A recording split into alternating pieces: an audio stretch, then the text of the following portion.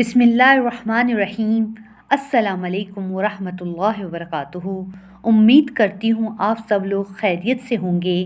آج کا جو ہمارا موضوع ہے وہ ہے حضرت عبداللہ بن جعفر کا ایک واقعہ۔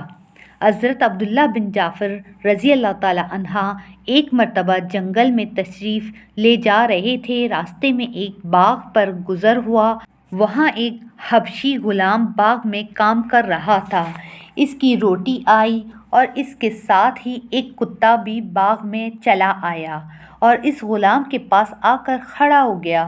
اس غلام نے کام کرتے کرتے ایک روٹی اس کتے کے سامنے ڈال دی۔ اس کتے نے اس کو کھا لیا اور پھر کھڑا رہا۔ اس نے دوسری اور پھر تیسری روٹی بھی ڈال دی۔ کل 3 ہی روٹیاں تھیں، وہ تینوں کتے کو کھلا دیں۔ حضرت عبداللہ بن جعفر رضی اللہ تعالی عنہ غور سے کھڑے دیکھتے رہے۔ جب وہ تینوں ختم ہو گئے تو حضرت عبداللہ بن جعفر رضی اللہ تعالی عنہ نے اس غلام سے پوچھا کہ تمہاری کتنی روٹیاں روزانہ آتی ہیں؟ اس نے عرض کیا آپ نے تو ملاحظہ فرما لیا کہ 3 ہی آیا کرتی ہیں۔ حضرت نے فرمایا کہ پھر تینوں کا ایثار کیوں کر دیا؟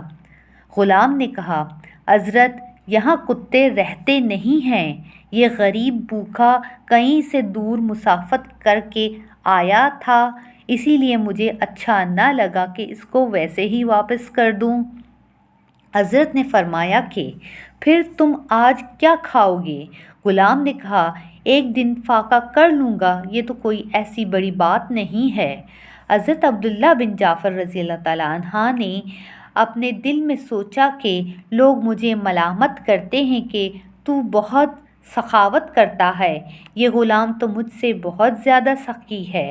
یہ سوچ کر شہر میں واپس تشریف لے گئے اور اس باغ کو اور غلام کو اور جو کچھ سامان باغ میں تھا سب کو اس کے مالک سے خریدا اور خرید کر غلام کو آزاد کیا اور وہ باغ اس کے نذر کر دیا۔